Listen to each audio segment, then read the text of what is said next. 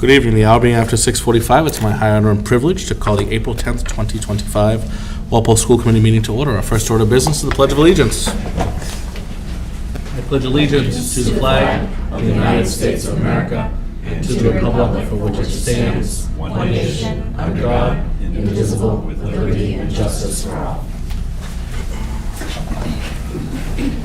Before we begin, unfortunately, I must ask for a moment of silence for two of our longtime Walpole Public School educators who have passed since our last meeting. Ms. Jerry Polo, who was the nurse at Old Post Road for over 20 years, a vivacious and beloved person taking care of all the students of East Walpole in her long career here, and Mr. Charles Hardy, who was a 30-year teacher of history and English at the Walpole High School.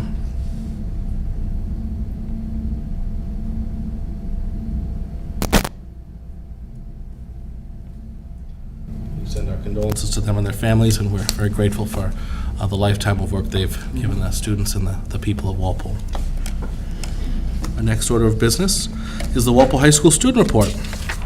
We have Mr. James Patey here, representative, to give us the probably very exciting spring action-packed student report. So take it away, James. Hi everyone, I'm James Patey, and I'm currently a junior at Walpole High School. So term 3 just ended Wednesday, April 2nd. Report cards were issued today. The 2025 senior packet is now available. The 2025 class page is also available, which contains other announcements and calendars not listed originally in the senior packet. There are several scholarships available for the class of 2025, including Walpole High School Community Scholarships. More information for seniors should be in your email. Career and Education Tier 2 is a postgraduate special education program at Walpole High School, designed for students aged 18 to 22. Our program is currently looking to expand internship partners. More information is available online if you're interested. Walpole High School is hosting an electronics recycling event from 9 a.m. to 2 p.m. this Saturday. Proceeds will benefit the Walpole High School Film Festival. The Walpole Cross Country and Track and Field Boosters held a trivia night on Saturday, April 5th as a fundraiser to support all 3 seasons of the sport.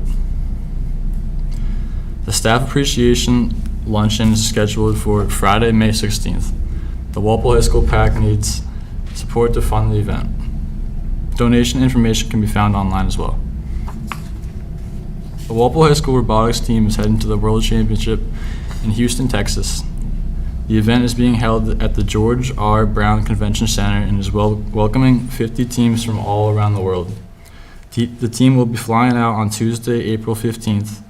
They will be competing on Thursday the 17th and Friday the 18th, depending on how they perform, possibly Saturday as well. The Student Council held a Spirit Night at Chick-fil-A on Monday, April 7th, as a part of a fundraiser for their program. The speech and debate team had a total of 3 finalists at the state tournament at Boston Latin on Saturday, March 29th. The PM Club is planning a trip to the New England Aquarium for tomorrow as well. The Walpole High School UNICEF Club is planning their 2nd annual Egg My Yard fundraiser as well. Spring sports are in full swing. Baseball, softball, and boys and girls lacrosse have all started out this season undefeated. The boys and girls track and field teams have also had their first meet yesterday, and we did well in Newton. And that's everything. Thank you. Thank you, Mr. Patey. Questions or comments for James? Thank you so much. Actually, yes. Nancy's got something. Congratulations. I think I read that you got to be named one of the captains for next year's basketball team. Am I right? I did, yes. Thank you. Congratulations. That was a nice report, but congratulations, James. Thank you. You lift up the good stuff. Well, thank you very much. Really appreciate it. I know everybody go home and look in your houses to see if you got electronics for the for the film festival. I know robotics as well has been sending some stuff around about raising funds to get down to Houston. So we look forward to all those. Thank you very much. Thank you. Thank you. Moving on to new business, we have an out-of-state field trip request for the Old Post Road School jump and dance students to compete at Keene Recreation Center in Keene, New Hampshire. Come on down. Hi. Hey. So we have our jump rope team that's competing very soon in Brewster, Mass., but we don't have to ask for permission for that one. But I'd like to ask you for permission to go to Keene Recreation Center on June 7th, and we're going to have about 15 to 20 jumpers. attending. We'll be doing things like speed and double dutch and all sorts of freestyle events, and it's a great event for all the jumpers. Questions or comments? I will make a motion to approve the OPR jump rope team field trip to Keene Recreation Center, Keene, New Hampshire on June 7th. Second. Motion by Ms. Denizio, second by Mr. Breen. Discussion. All those in favor? Opposed, abstained, 600. Dr. Goff. Erica, thank you so much. For those of you that may not know, America received a $1,000 grant from the American Heart Association, the NFL Play 60, for really her commitment to our students in terms of physical education and athletics. It's So great, yeah. Thank you. Thank you, yeah. Yay, $1,000. Well, enjoy it. Thank you for chasing those grants for us. Yeah. Thank you. Good luck. Thank you. Thank you. Next, we have an out-of-state field trip request for Walpole High School grades 10 to 12 speech and debate students to compete at the following tournaments: NFCL National Tournament in Chicago, Illinois, on May 22nd to 26th, the Yale Invitational Tournament in New Haven, Connecticut, we like this, so way ahead of time. I know, I'm just September trying to get it all 19th done in one night. 21st, that's great, and Sunvitational Tournament in Fort Lauderdale, maybe we'll join you on If that anybody one. wants to chaperone, you just have to judge. 1/8 to January 8th to the 12th. We know. Yeah, just wanna so, introduce it. yeah, 3 upcoming tournaments. The national tournament, we have parents taking their 2 sons. We have 2 boys on the team going. And they're probably going to be out of school at least 1 or 2 days for traveling.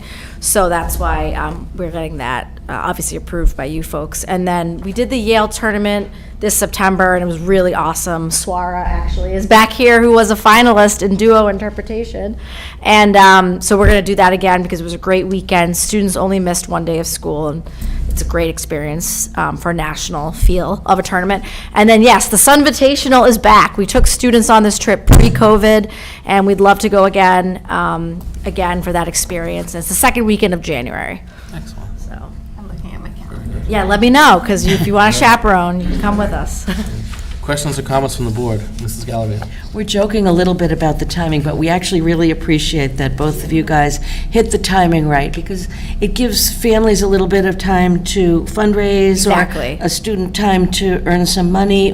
So we do appreciate the fact that you're giving us this information in advance. Oh, no, you're welcome, and I'm the same way. I like to know exactly what, I'm a teacher, I'm a planner, Yeah. we all know, so, yeah. Thank you. Thank you. Further questions or comments? That's a great question. We can do it. We can do them all. Yeah, let's take a motion. For all 3, yeah. Okay, I will make a motion to approve the Walpole High School speech and debate out-of-state field trips to Chicago, Illinois this May, to New Haven, Connecticut in September, and to Fort Lauderdale, Florida in January of 2026. Second. Motion by Ms. Denizio, second by Mr. Breen. All those in favor? Opposed, abstained, 600. All right, thanks, Oh, guys. thank you. Have a good one. We are chugging right along. And speaking of Swara, we're going to have Swara Sonchatra to come up, who is our FEMA's Youth Preparedness Council representative for disaster preparedness. Come on down. Hi. So I'm Swara.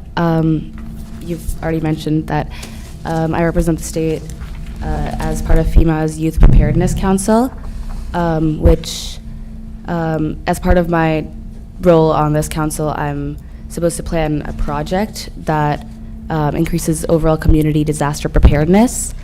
So what I've decided to do is plan free CPR, first aid, and home loan safety workshops for kids and teens in the community. Really in targeting kids and teens, but anyone can do it. Parents can join the home loan safety workshop for tips for their kids, for the CPR first aid. So yeah, I think I do have a flyer, which I'm sure you all have in your packets. But yeah, and I'm going to be doing it in May. So the home loan safety workshop is going to take place Saturday, May 17th, 11 to 12. Oh, it says a.m. Yeah. I'm not doing a workshop at 12 a.m. I'll fix that. But No, here's the time. So it's 11 to okay. 12. Yes. Yeah. Maybe the ones you have are not the fully updated ones. Yeah, and then I just got a couple of updates yesterday and today. The CPR and first aid one is going to be taking place Wednesday, May 14th, 3 p.m. to 6 p.m. at Walpole High School in the Media Center. And I'll be working with the Walpole Police Department for home alone safety, and Miss Anderson, who's the head nurse at Walpole High School, for the CPR and first aid course. Very good. Questions or comments to the board? Ms. Rogers? So how do we register for the workshop? Do we email you or? Yeah, so I'll release a form, Okay. and yeah, we'll put that out somewhere. I'm not sure. Okay. Yeah, I'm not sure Yeah, how that's yet, but Okay. we're going to release a form, probably a Google form. All right. Yeah. Thank you. Mr. Nitsu? I'm sure that you could, if you emailed them, the recreation department, that they would probably be willing to put it in their bulletin that goes out all over the community. And I'm sure that the library would help publicize it for you as well. And my question is there a minimum age for the home alone safety workshop for kids? No, not really.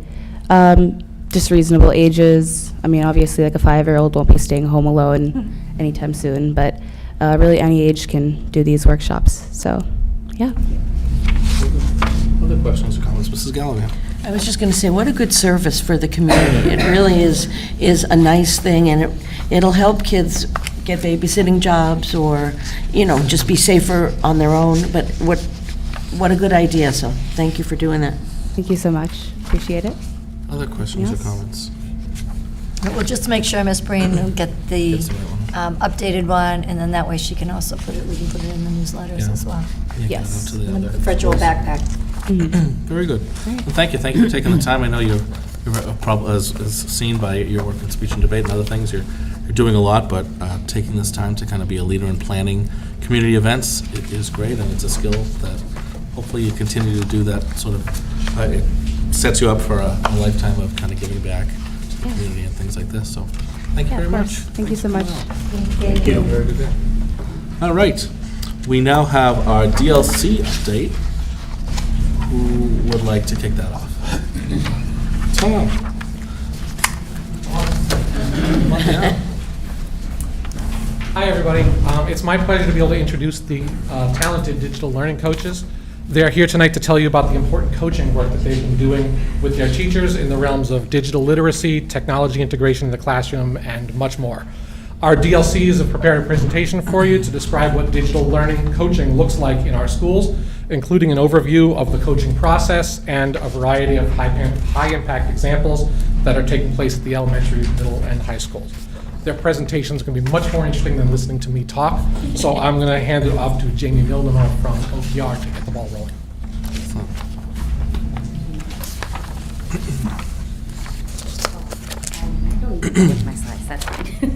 Good evening. As Tom said, my name is Jamie Milnamo, and I'm the digital learning coach at Old Post Road.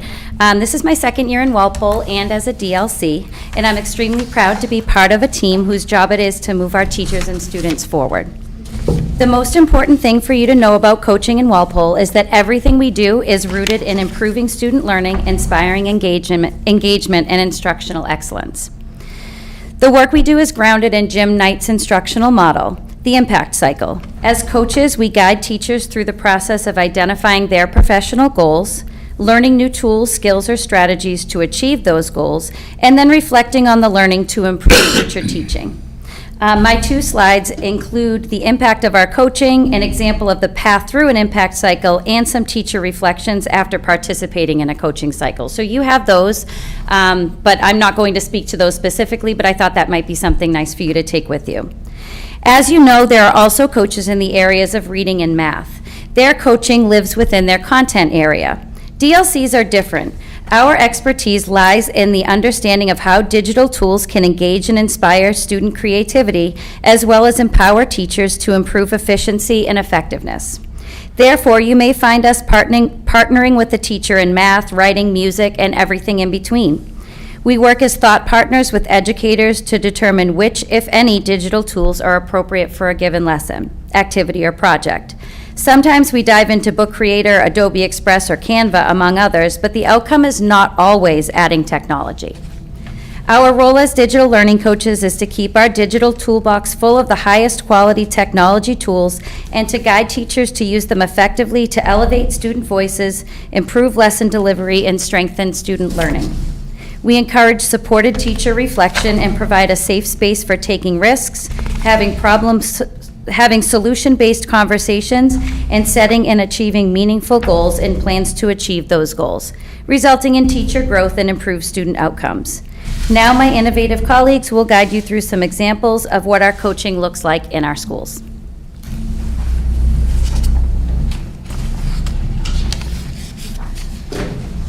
Hi, good evening. I'm Karen Wolf. I'm at Fisher School, and clearly I drew the short straw because I'm tackling AI.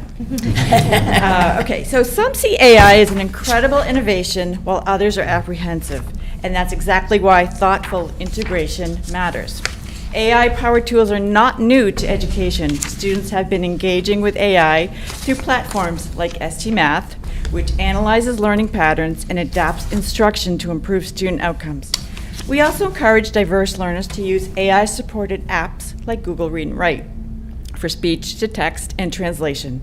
These tools ensure that all students can access and engage with the curriculum meaningfully. During coaching conversations, I remind teachers that AI isn't about replacing their expertise, but rather enhancing their impact. One of the most powerful ways to do this is by showing teachers how to craft effective prompts. The quality, accuracy, and usefulness of AI's response depends heavily on the prompt. With the right strategies, AI can help teachers work smarter, not harder, freeing up more time for deeper engagement with students. We also discuss how to guide students in AI using responsibly and creatively. For example, a chatbot can be a powerful thought partner. Instead of asking AI to write my essay, students can ask, what are 5 thought-provoking questions about my topic? This encourages critical thinking, curiosity, and reduces reliance on generic outputs or misinformation. This year, the grade 4 team and I collaborated on navigating the new HMH Interreading program. In addition to investigating the online resources, we used AI to personalize learning by creating a custom chatbot that supported writing practice. This bot referenced specific reading passages, reinforced prompts, and provided encouragement when needed. While nothing can replace teacher instruction, this real-time feedback created an interactive and growth-oriented experience. In another lesson on character traits, a student used an AI image generator to bring their own fictional character to life. They quickly discovered that the more descriptive and detailed prompts led to better image results, a fun and effective way to teach the art of prompt engineering. We also connected AI to a point of view lesson tied to a fairy tale unit. Students rewrote a story from various character perspectives. We then uploaded their script to Notebook LM, which transformed it into a conversation between 2 AI hosts. The AI summarized key arguments and made insightful connections, bringing their writing to life in an entirely new format. By integrating AI thoughtfully, we can enhance learning, personalize instruction, and equip students with essential 21st century skills, especially thinking critically about AI output, all while ensuring that teachers remain the heart of education. Thank you. Thank you.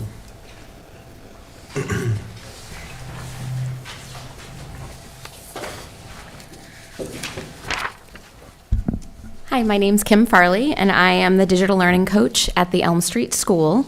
And I'm going to talk to you about digital citizenship and digital wellness that we have going in our elementary schools. Digital wellness refers to the practice of using technology in a balanced, mindful, and responsible way to maintain overall well-being. Digital wellness is an area our elementary digital learning coaches and teachers bring into the classrooms. Not only are our youngest students using devices at home, they are also using devices like Chromebooks, and iPads at varying degrees in school to enhance learning opportunities and student engagement and motivation. As coaches, we visit elementary classrooms regularly throughout the school year to deliver digital citizenship and wellness lessons. Our lessons are inspired by the Common Sense Media's digital citizenship curriculum, which is displayed on the slide. However, we also include lessons in collaboration with classroom teachers that are designed to cover relevant areas that students encounter today on devices in and out of school. In school, our elementary teachers work hard to develop innovative, rigorous, and engaging lessons for our students, and oftentimes these lessons involve devices. Having discussions around digital wellness provides both teachers and students with opportunities to participate in meaningful discussions, which develop vocabulary and sets boundaries and expectations of how technology use occurs in the classroom. As students navigate the digital world, it is important for them to understand online safety and equip students with the skills to recognize misinformation, practice online etiquette, and avoid potential dangers as well. From a digital wellness perspective, teaching students how to form positive habits will serve them well in the future. Students learn how to balance screen time with other activities, set boundaries, and develop a healthy relationship with technology. The importance of this topic is just as relevant outside of school. We continue to work to communicate with families what their students are discussing in our collaborative digital wellness lessons, and this is communicated through principals and classroom teachers' newsletters.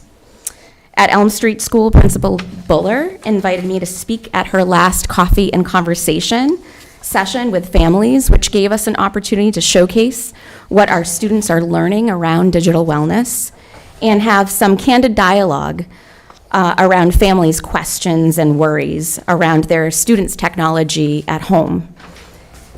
Parents were supportive to each other and offered advice and ideas to each other. It was a great informational and brainstorming session for all of us. Overall, digital wellness and citizenship for elementary students is about creating a balanced, healthy relationship with technology, helping them to grow as responsible, well-rounded individuals. As digital learning coaches, we will continue to leverage our opportunities in classrooms with the collaboration of classroom teachers to develop our students into responsible digital learners. Thank you.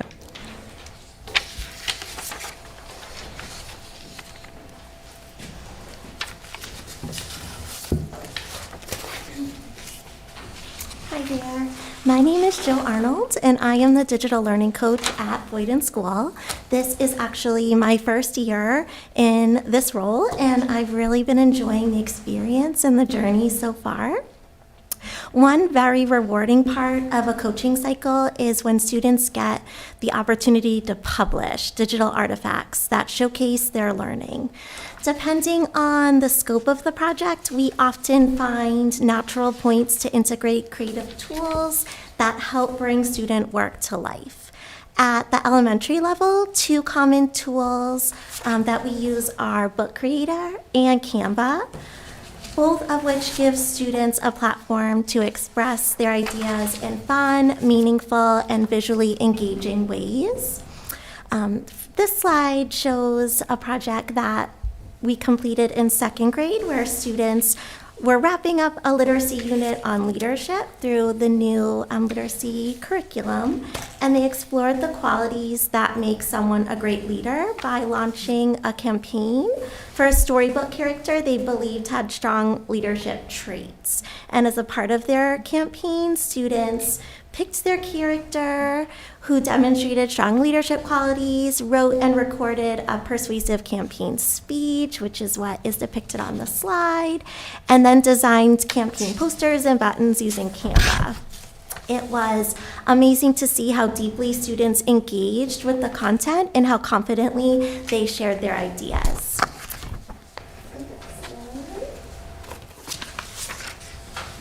In a fifth grade class, students became young inventors As part of a literacy unit on inventions, they designed their own original products and developed business plans to bring their ideas to life. Using Book Creator, students built interactive presentations that included details like product descriptions, targeted audience, and pricing and marketing strategies.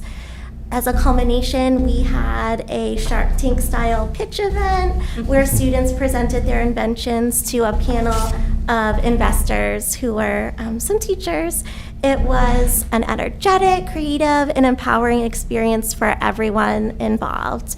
Publishing student work digitally is always a highlight of a coaching cycle. It not only amplifies student voice, but it also helps teachers grow in their confidence and skill with integrating digital tools in really meaningful and purposeful ways.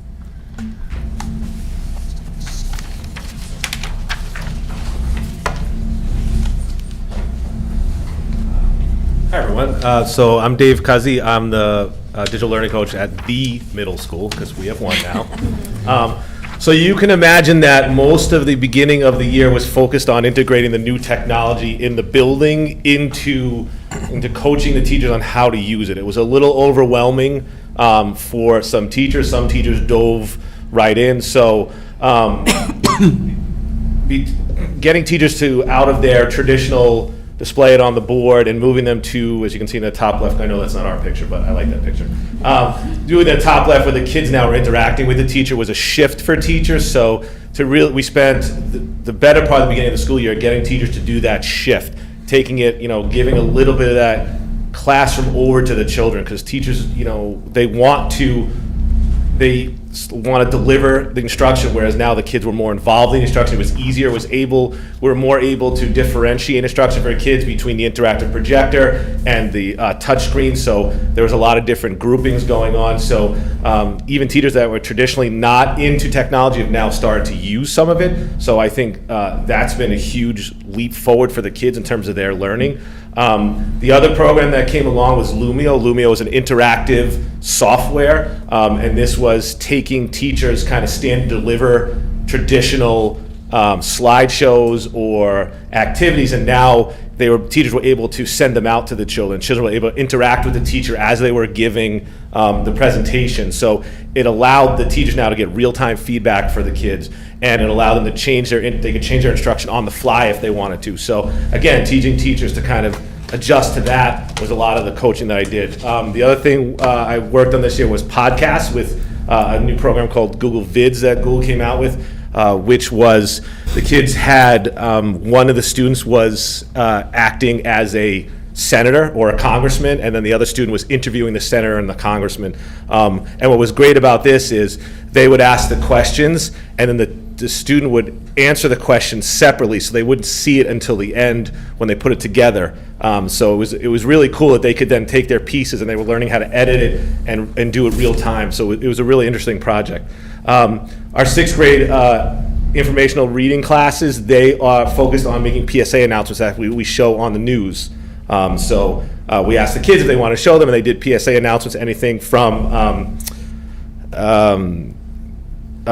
texting and driving was what most of them did. But there were some really great ones about how to, save the environment and other things like that. And again, getting teachers now to kind of that standard, what we're doing here, kind of stand and deliver with a student, where now a student is recording themselves and now, getting backgrounds and doing more research. So it's taking that kind of stand and deliver model. Now the kids are actually creating something. So it's more, they're more invested in it.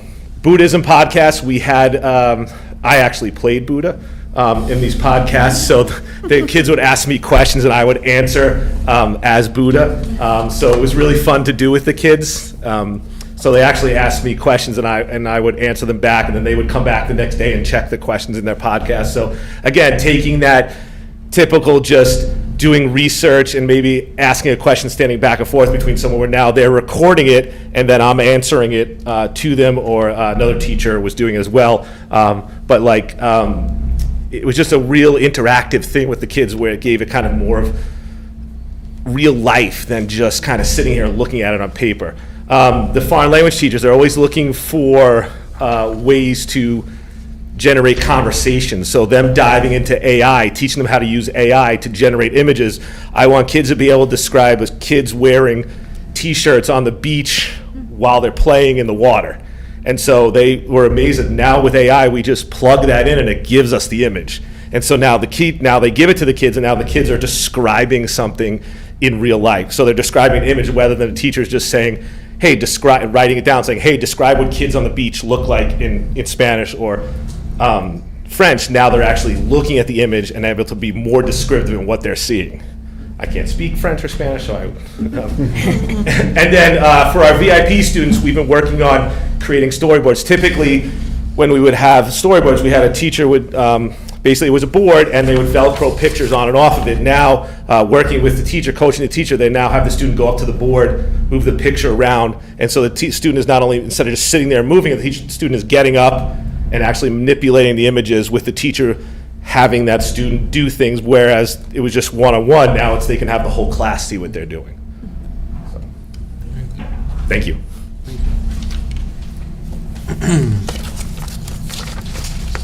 Good evening. I'm Audrey Lamar, and I'm the digital learning coach at the high school. I've selected 2 tools to highlight that I've used over the course of this year, and I want to tell you how they were part of my coaching process. So the first, Karen already talked about this, but artificial intelligence, so did Dave. We've been working a lot with school AI at the high school and also DFIT. So my role in artificial intelligence is to support teachers in bringing AI tools into their classrooms in a way that's both ethical and effective. One area we delve into is content creation. AI can be a powerful assistant in generating initial drafts, brainstorming ideas, or even creating different versions of materials to suit various learning styles. So my guidance focuses on empowering teachers to use AI as a valuable partner. An example of this is the World Language Department had me come in. I created a school AI chatbot that required the students to speak to this chatbot as if it were a teenager speaking Spanish. It gave them the immersion into the language that they need so that they could converse with someone who knew the language and who I already, in the prompt, would tell the chatbot exactly what that student knew. They would discuss seasons, or they would discuss favorite colors, that sort of thing. So it was a very carefully selected prompt for that student. The second tool that I've used is a fairly new Google product, and Dave mentioned this one too, Google Vids. Video offers a fantastic opportunity to provide more personalized and impactful student feedback. This not only allows them to demonstrate their learning in new and exciting ways, but it also helps develop crucial 21st century skills. So my role here is to guide teachers in using Google Vids to enrich instruction, enhance feedback methods, and facilitate innovative student work. Beyond individual video creation, we can also leverage this tool to implement innovative teaching models, such as a flipped classroom. So those are the 2 tools I wanted to talk to you about. The last slide here is more of a final, we collaborate, and the reason that we do all these things is to have an impact on our students and on our teachers. So I won't read it to you, but you have it in your packet.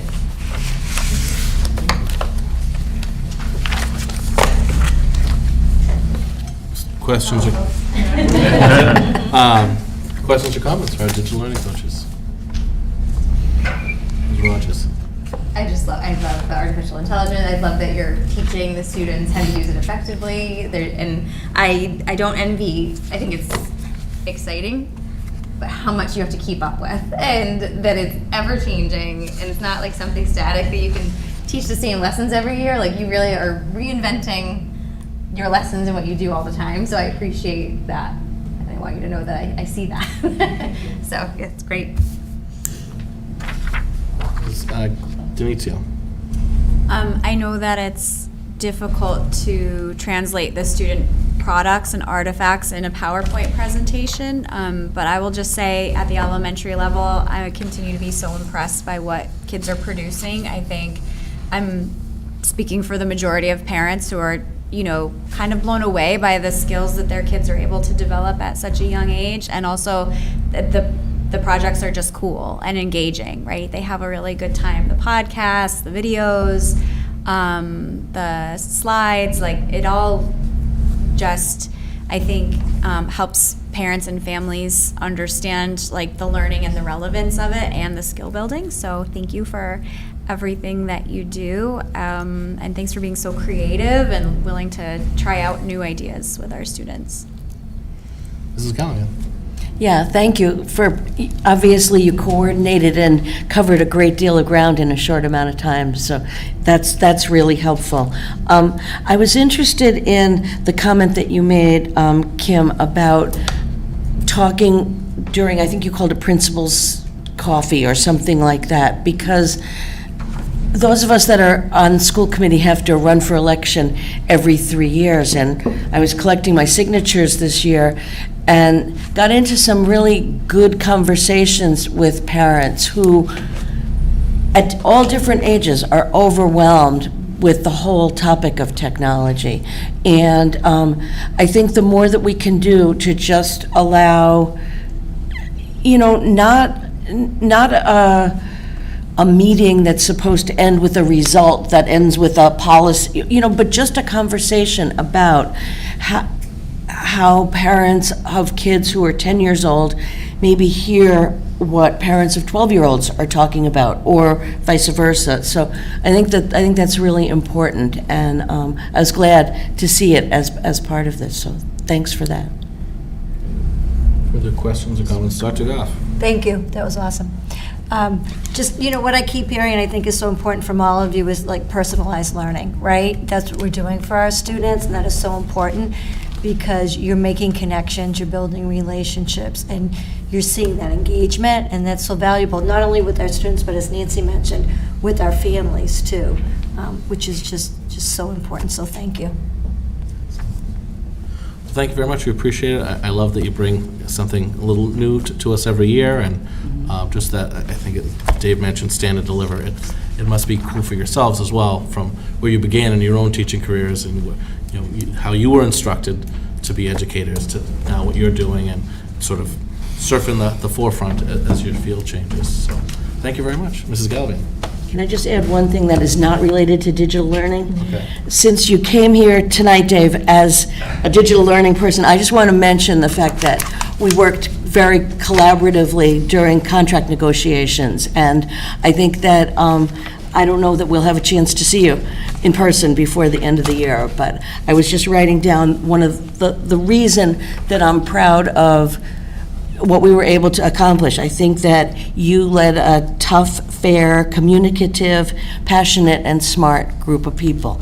And just want to thank you for that, because not every community has that kind of ability to accomplish good things. So just wanted to give you a moment to say thank you.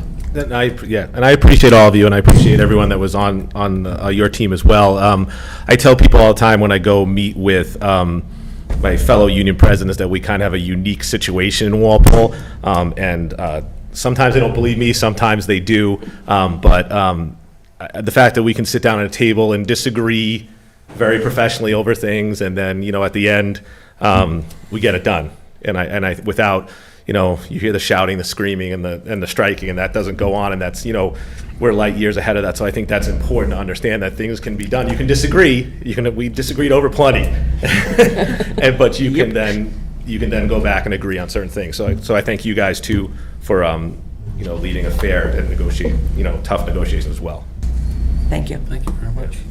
I thought she was going to ask for the Buddha video.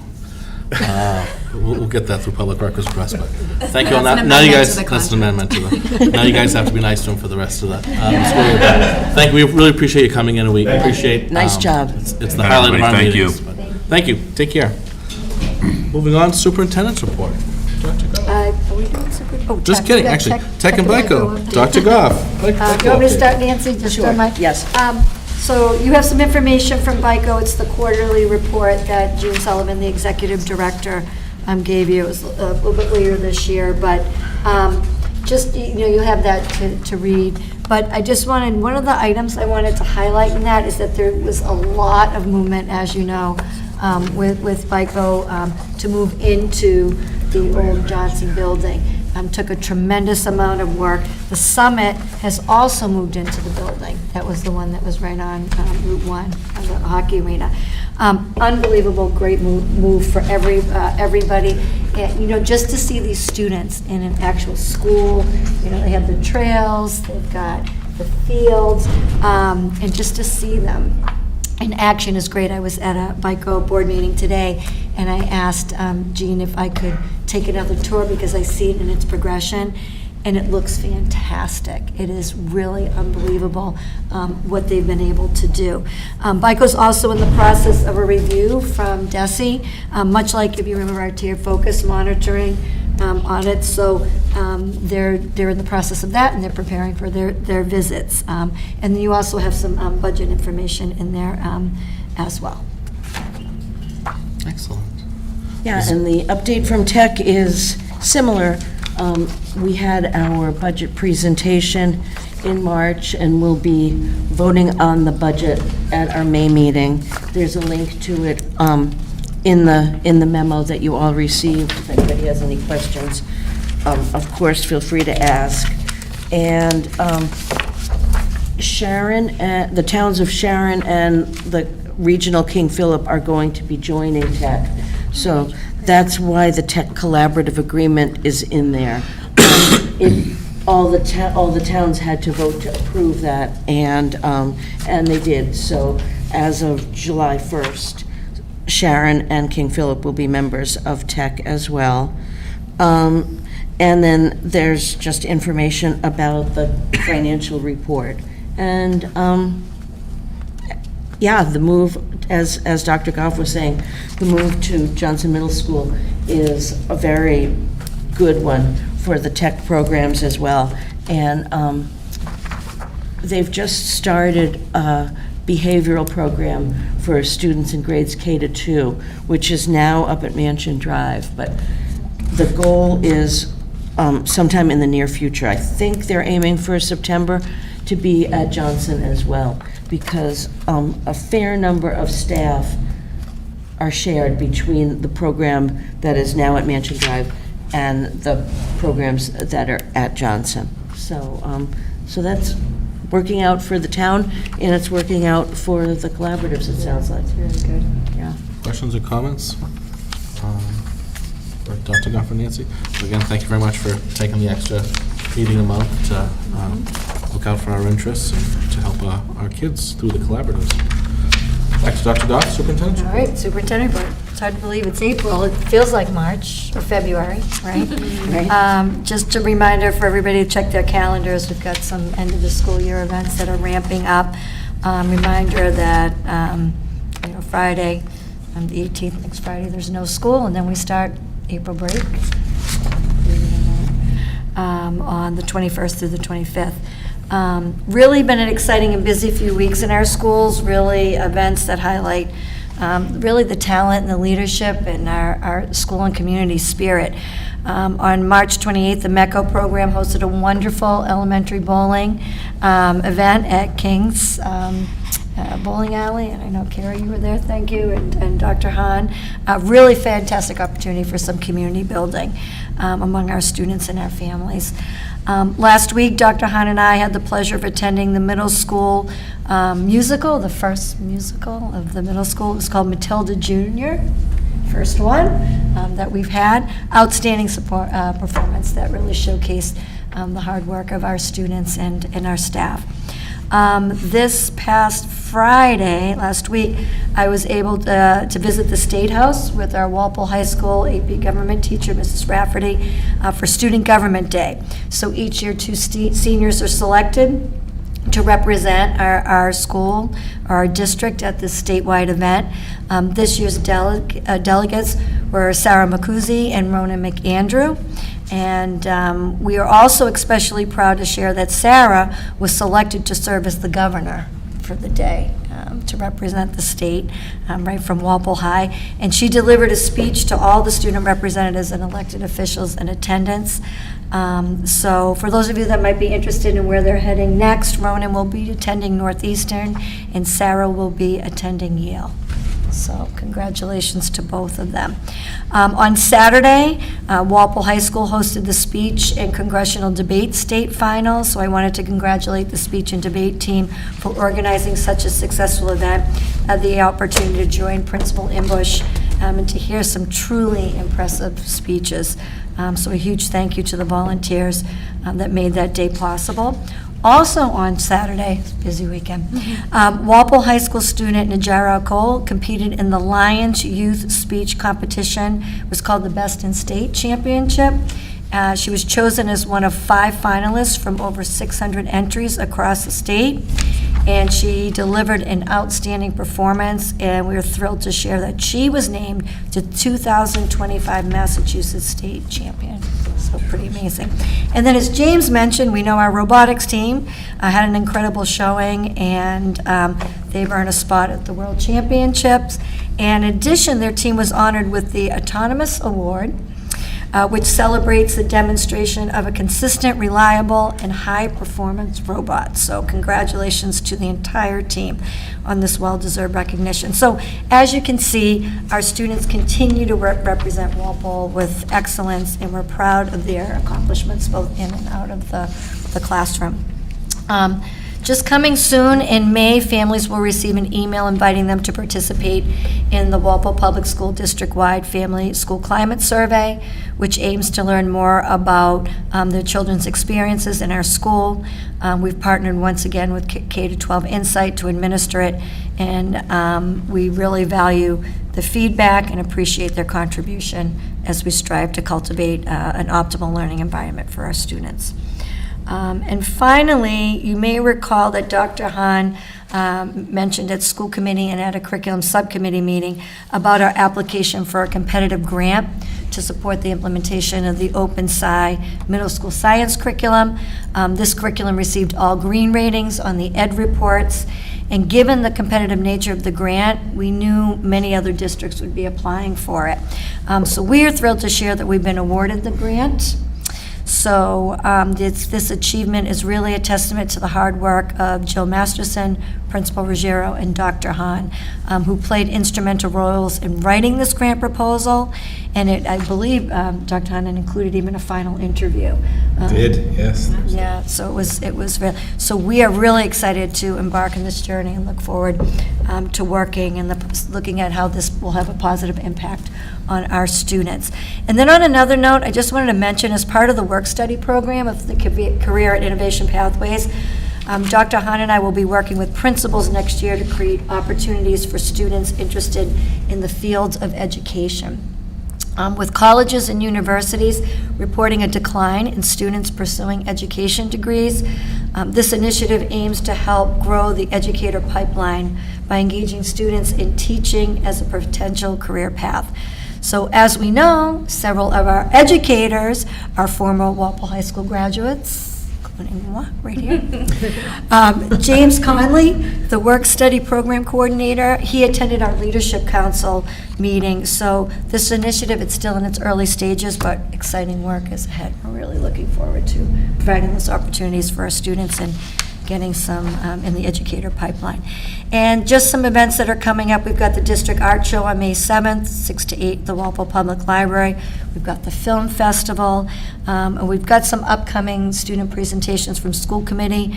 I know there's a student working on her Girl Scout Gold Award, so I met with her last week, so we're looking at a date, hopefully, I believe the 15th, to present.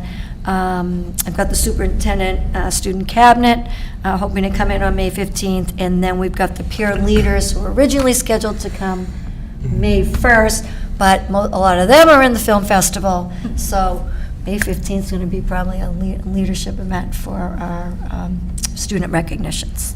So Cool. that's it. Questions or comments for Dr. Goff? Ms. Denizio. Can I add a shout out to one of our Yes. staff?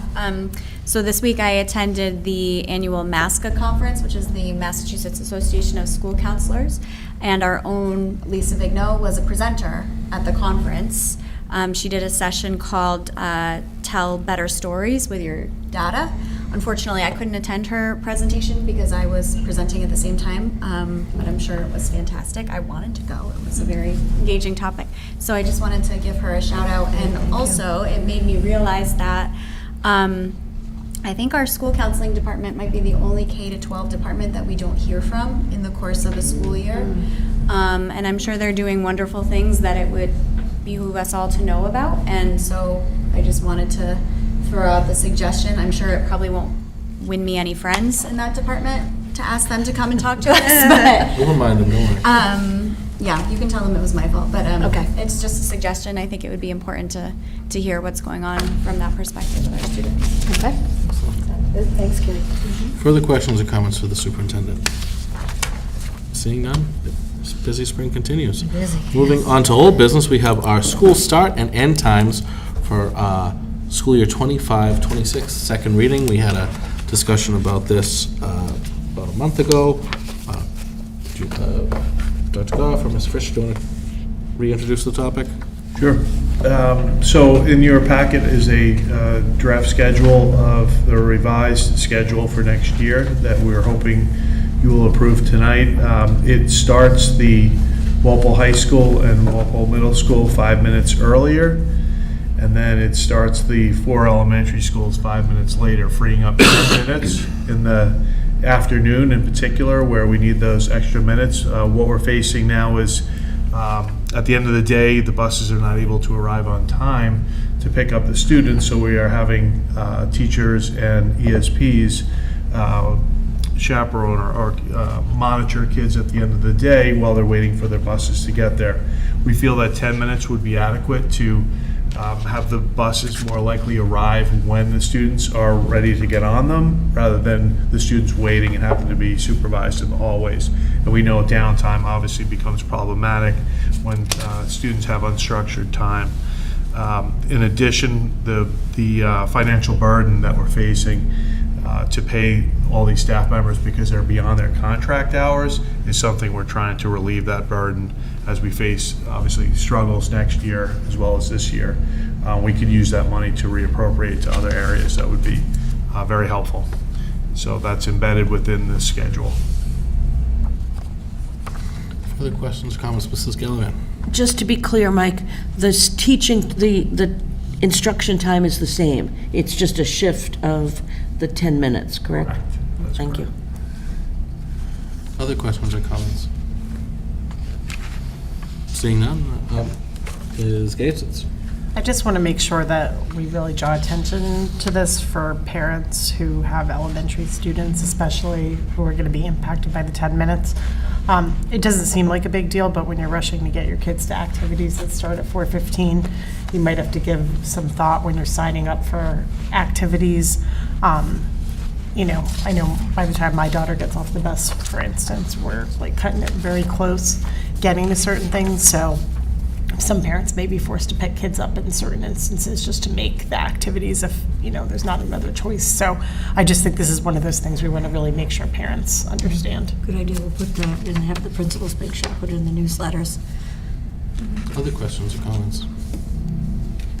Seeing none, Chair will entertain a motion. I'll make a motion to approve the starting times as listed in our packet. Second. Motion by Mrs. Galloway and second by Mr. Breen. Further discussion? Seeing none, all those in favor? Opposed? Abstained? 600. Can I make one comment? Sure. I know that Mrs. Breen and probably some of the offices have been getting calls about the school calendar. It's coming. We're just waiting for the contract negotiations to finish, which should be likely next week. And then at the May 1st school committee meeting, then we'll present the calendar. And if or when that's voted through, then we'll be able to get that out to families. Excellent. Very good. Budget update. Mr. Fisher? Okay, so I'd like to give an update for FY25 and then an update for FY26. So for FY25, as we all know, we're struggling to finish the end of the year. We have a deficit, significant deficit, specifically in the special education area. So currently, what we are doing to manage through that is we are monitoring all aspects of the FY25 budget, and we're looking for savings in in all areas.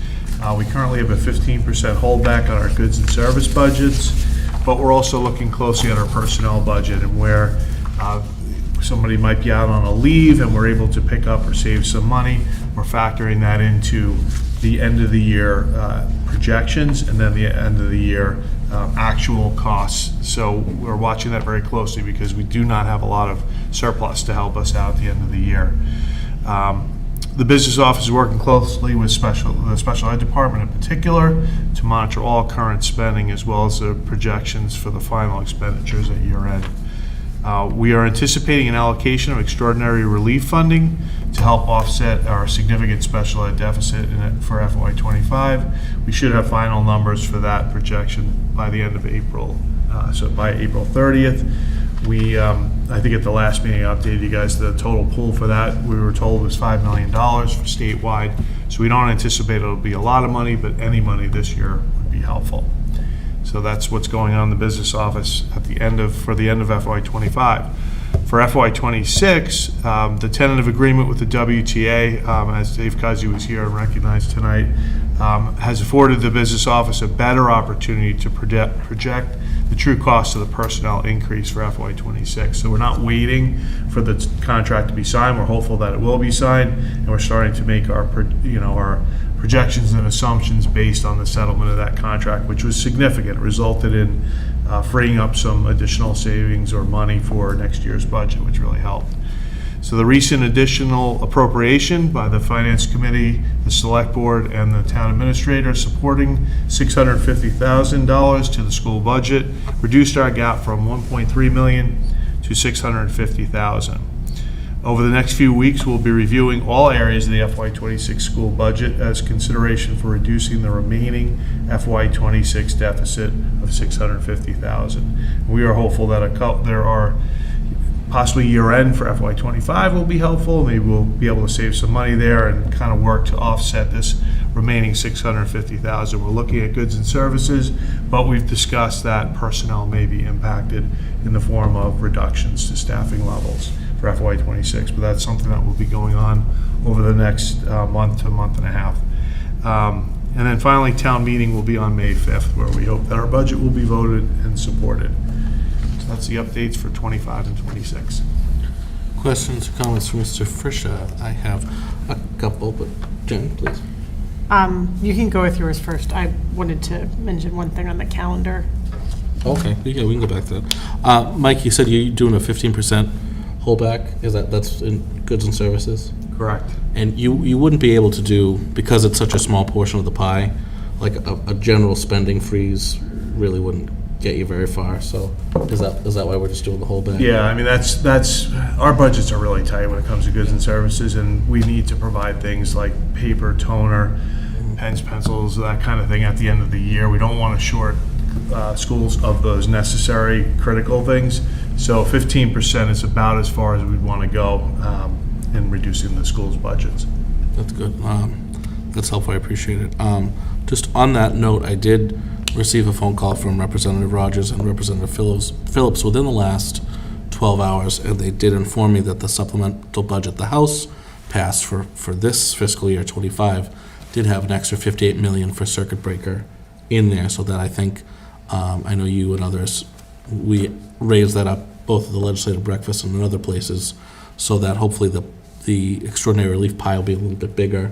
It also had $125,000 earmarked for traffic improvements around the high school, so that helps defray the cost of the high school project. And it's something this body has been involved in. It did have language that directed the Inspector General to look specifically at special education, transport, and regional transport, and give a report, I believe, by the middle of next fiscal year on sort of the stuff within their purview, waste, fraud, abuse, cost overruns, and the like. So good news on things that we had been advocating, and good partnership with our delegation as always. It goes to the Senate, and I talked to Senator Rush on the way in, and he's excited to fight for these things as well. So maybe a little bit better news as we look at close. So that's good news. Ms. Rogers? With that, like the oversight part, are they looking into the private placements as well? Is that rolled into the I special ed? think they're taking a couple different bites of it, but this was good. So they went, this is a supplemental, so the full budget process is in the coming weeks, so Yeah. they didn't even wait. They got this in there ahead of time, so they were hopeful that the private placement piece will maybe come in the coming months in a similar fashion, like formalized. And it was on their radar. Yeah, I know. They thanked you for your calls. Mrs. Gallagher? I was just trying to understand, this is a supplemental budget. Yeah, 225. So, Okay. and that's where the circuit breaker extraordinary relief comes out of the 25 budget as well. So I think kind of in response to the fact that it was pretty low, and I think we've had this conversation with them a lot where, to their credit, they get really excited. They give us a ton of circuit breaker.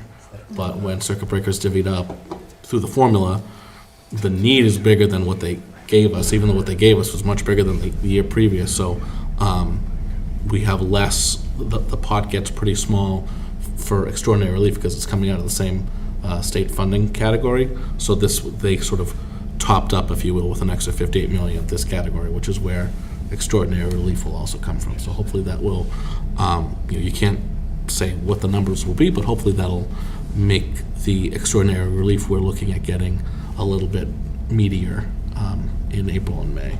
So that's good. And the 125,000 is it's a supplemental 225 as well. So it's not part of the 26 budget. So that would come from supplemental funding.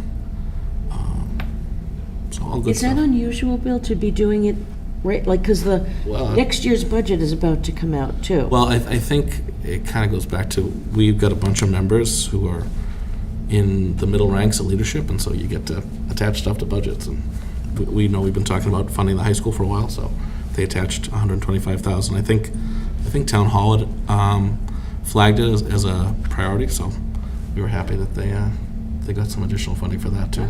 Yeah. So all good stuff. Anything else on the budget? Good work. Going back to the school calendar. Did someone raise their hand? Yeah, Okay. sorry. Yes. Yes, so I just wanted to, because I've been getting questions too. I don't get a whole lot of them, but this calendar topic is, people were wondering if the delay is because, there's going to be a significant change. So I think I just want to assure parents, because it's not, we're not changing the school vacation times. For those of you who are planning vacations next year, it's nothing like that. It was just a slight tweak as a result of contract negotiations. So by far, it's similar to past years, so you can still plan your vacations accordingly. Oh, that's very good. We'll get that on the record too. Anything else on the budget? Moving on to middle school. Mr. Brady. So there's more work going on. They're doing fencing, backstops, netting for foul balls, sidewalks, parking. Anybody drives by, that's what you'll see. That's it. Excellent. Any questions to Mr. Breen about netting and sidewalks? Seeing none, high school. High school, the steel continues to arrive and get placed. If you've been through there, you've seen a lot of work done. There's 2 more deliveries scheduled for the 14th and the 15th, and we had the vinyl wall graphics meeting, and I have to thank Jen, because graphic design is not my forte, so she comes to the rescue every time, like she did with the middle school, so thank you. I'm like asking her, they'll say, well, Dr. Goff, what do you think? And Jen, what do you think? And so I appreciate it. Yeah, no I problem. think the selections were great. It's going to be very cool, consistent with how the middle school came out. Just little pops of color, I think, make a big difference, so exciting stuff. Just wanted to do it. So thank you. Mrs. Gallagher. Can we just get like a schedule with the high school project? Because I get questions and I just don't have any idea like what When kind they of drive the schedule. steel, Phases? yeah. Yeah, if you look, we have it on the website, the Walpole High School building project website that has the phases in it. So let's take a look at that, and has the months of when it's going to occur. So maybe take a look at that, and if we need something, even if we've got to drill down a little more. I just think we'll like people get are it. wondering, like Yeah. what's going to happen After now? this, yep. What's going to happen? When are the science rooms going to get, like, just a bunch of things? Absolutely. Yeah, also. I'll take a look there. Good for parents to know, so we might want to put it in there just Exactly. for pickups and stuff, because the buses, sometimes kids are missing the bus because they're not getting out to the bus. So just to have some idea of, the timing, I think is helpful. I mean, I was shocked when I picked my daughter up and looked and was like, wait, there's a field house in Metal there. When did that happen? It just seemed like one night it was up. Yeah, overnight. It was amazing. Excellent. Anything further on that? Moving on, subcommittee activity. We did have a very productive meeting of the Superintendent Evaluation Subcommittee. I sent everybody emails out today, kind of going through the schedule. Everybody needs to have their evaluations back on the 30th, and we'll have that on the 15th as an agenda item as well. And there'll be another subcommittee meeting in between. I believe it's the 7th. Yes. Who else met since last week? Not a meeting, but under legislative, I did want to talk about the Metco Advocacy Day that happened on March 20th. So I attended that event with our Metco Director, Atisha Winslow, and our DEI Coordinator, Naomi Austin. Metco is seeking a $3.1 million increase to their budget after being level funded essentially for the past 2 years. They are obviously facing the same inflationary pressures and rising costs that we are with transportation and special ed and the like. Their argument is that figure, that increase, is representative of only 0.1% of revenue coming in from the Fair Share Amendment, which is geared toward education and transportation. And it was just a really great event. It was a packed, what is it, the Hall of Flags? Absolutely packed with members of the State House. I know that Representative Phillips had planned to be there and then unfortunately could not, but lots of students, lots of parents, superintendents from Reading and Lincoln Sudbury and Cohasset and Westwood. Foxborough had 3 school committee members there, as well as a group of students. And so there were a lot of speakers, and then we had the opportunity to talk to representatives and sort of regionalized groups. And it was just a really nice event. And I think, people may not know that when we accept Metco students into Walpole, first of all, they're only accepted if we have space available in our classes, and second of all, their per pupil funding from the state comes with them to us into our budget. So it's great to be able to maintain the level of programming that we currently have in Walpole, and ideally expand it if resources are there to support it. And I look forward to doing it next year. Excellent. Anything else under subcommittees?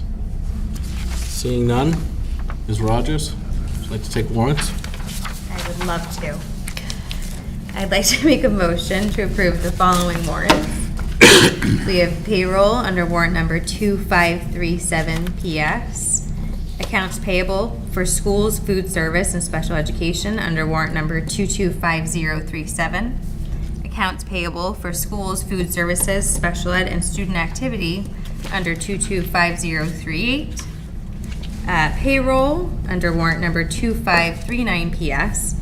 Accounts payable for schools, food service, special ed, student activity, WMS project, and schools. Oh, nope, that's it. Under warrant number 225039, and accounts payable for schools under 225040 for the amounts listed in your packet.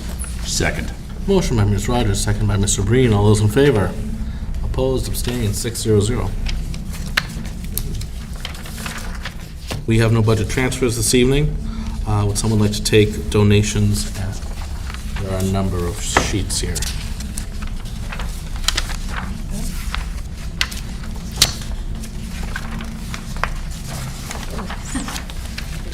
Go for it.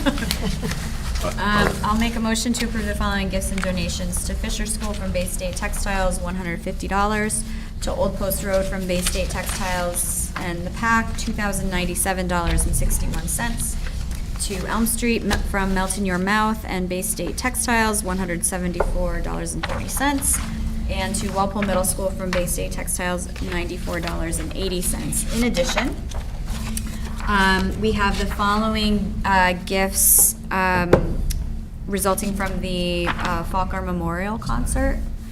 And those are from William and Donna Buckley, $500, Linda Sarah Polly, $50, David and Carol Hazergian, $100, Robert C. Curry, $5,000, Ruth Ann and Sarah Higgins, $500, Bruce and Leslie Frankel, $100, J and M Lamperty, $50, Stephen and Elizabeth Falker, $250, Semsba, $1,000, Jalapenos Grill, $450, Dedham Savings Bank, $50.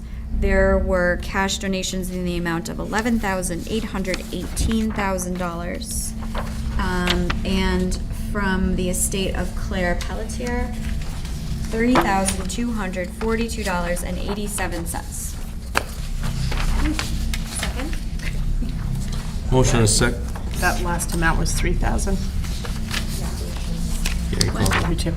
3,042. No. 242. 3,200, yeah. No, I said it right. No, I think down here it was, For the cash is was that? 3,700. What did Oh, I the say? cash is, yeah, that one is. Oh, I'm so 11,200. sorry. You're right. Okay, so the 11,000 was the checks and cash together. The cash was 3,000. Yeah. Second that. Motion is second. Just very briefly, I think it would be remiss, it was such a great event.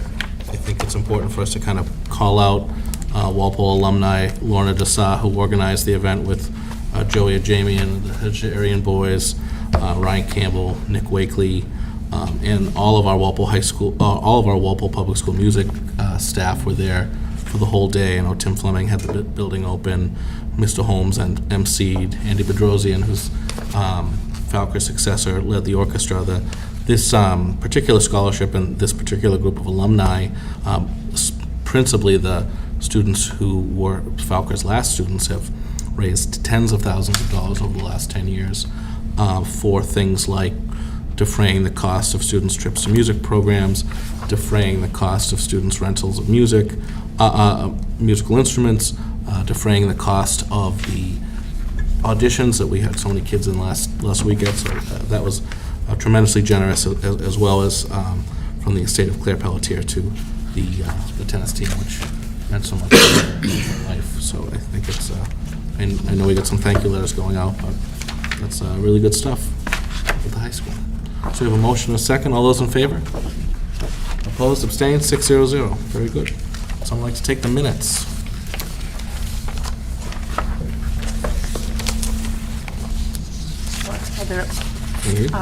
Making a motion to approve the following minutes, March 11th, 2025, Curriculum Subcommittee minutes, March 13th, 2025, School Committee meeting minutes, March 13th, 2025, Executive Session minutes, March 25th, 2025, School Committee hybrid meeting minutes, March 25th, 2025, Executive Session meeting minutes, March 27th, 2025, Superintendent Evaluation Subcommittee minutes. Second. Motion by Ms. Gaotz, and second by Mr. Breen. All those in favor? Opposed, abstained, 600. Motion to adjourn. Second. Motion by Mr. Breen, second by Ms. Rogers. All those in favor? Opposed, abstained, 600. Thank you very much. Have a good evening.